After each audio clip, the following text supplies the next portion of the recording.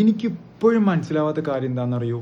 Still SL അടിക്കാണ്ട് trade ചെയ്യാൻ പറ്റും ഈ ലോകത്ത് എന്ന് വിശ്വസിക്കുന്ന ആൾക്കാർ ഒരുപാടുണ്ട്, നമ്മുടെ കൂട്ടത്തിലുണ്ട്. എത്രയോ ആൾക്കാർ, അതായത് നിങ്ങളൊന്ന് ആലോചിച്ച് നോക്കണേ, എടുക്കുന്ന ട്രേഡ്സ് എല്ലാം സക്സസ് ആവണം, അല്ലെങ്കിൽ SL അടിക്കുകയില്ല, അത്രയും മാർക്കറ്റിനെ പ്രെഡിക്റ്റ് ചെയ്യാൻ പറ്റുന്ന ആളുകൾ ഇന്നിവിടെ ഉണ്ട് എന്ന് നിങ്ങൾ വിശ്വസിക്കുന്നുണ്ട്. നിങ്ങൾ ഞാൻ പറയുന്നത് കേൾക്കണ്ട, ഞാൻ പറയുന്ന ഒന്നും കേൾക്കണ്ട, ഒന്നും വിശ്വസിക്കണ്ട. നിങ്ങൾ ഇത്ര മാത്രം ഒന്ന് ആലോചിച്ച് നോക്ക്. ഈ ട്രേഡിങ്ങിൽ ഈ പ്രൈസ് മൂവ്മെന്റ്സ് നടക്കുന്നത് എന്തുകൊണ്ടാണ്?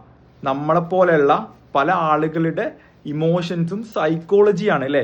ഞാൻ ബൈ ചെയ്യാൻ വിചാരിക്കുമ്പോൾ അപ്പുറത്തെ ആൾ സെല്ല് ചെയ്യാൻ വിചാരിക്കുന്നതുകൊണ്ടാണ്. അങ്ങനെ പല രീതിയിലുള്ള സൈക്കോളജിയാണ് ഓരോ മനുഷ്യന്മാർക്കും ഉള്ളത്. അപ്പോൾ ഇവരുടെ ഡിസിഷൻ മേക്കിംഗ് എങ്ങനെയാണ്, അല്ലെങ്കിൽ ഇത്രയും ക്രോർസ് ആളുകളുടെ ഡിസിഷൻ മേക്കിംഗ് എങ്ങനെയാണെന്ന് പ്രെഡിക്റ്റ് ചെയ്യാൻ അവരെന്താ പടച്ചോനാ? ഞാൻ അത്ര ചോദിക്കുന്നുള്ളൂ. ഇവർ പടച്ചോന്മാരാണോ? അല്ലല്ലോ.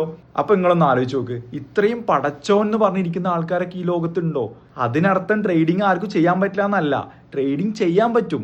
പ്രോപ്പർ SLഉം അതിനേക്കാൾ ഉപരിയുള്ള TP, അല്ലെങ്കിൽ ഈ പറഞ്ഞ രീതിയിൽ 1:1 നമ്മൾ കയറുന്നതെന്നുണ്ടെങ്കിലും പ്രോപ്പറായിട്ട് മാർക്കറ്റിനെ പ്രോബബിലിറ്റി ബേസിൽ നമ്മുടെ സ്ട്രാറ്റജിക്ക് കുറച്ച് അധികം പ്രോബബിലിറ്റി കൊടുക്കുന്ന രീതിയിലുള്ള ഒരു സെറ്റപ്പിനെ പ്രോപ്പർ ഇമോഷൻസ് ആൻഡ് റിസ്ക് മാനേജ്മെന്റിൽ നമ്മൾ പോയി കഴിഞ്ഞാൽ നമുക്ക് സെറ്റ് ആവാൻ പറ്റും.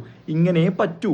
നമ്മളെയും കൊണ്ട് 100% SL ഇല്ലാണ്ട് മാർക്കറ്റിൽ പ്രെഡിക്റ്റ് ചെയ്യാൻ പറ്റുന്നൊക്കെ ആരെങ്കിലും പറഞ്ഞിട്ടുണ്ടെങ്കിൽ നിങ്ങൾ നിർബന്ധമായിട്ട് മനസ്സിലാക്കിക്കോ, ഓനും ടൈപ്പാണ്.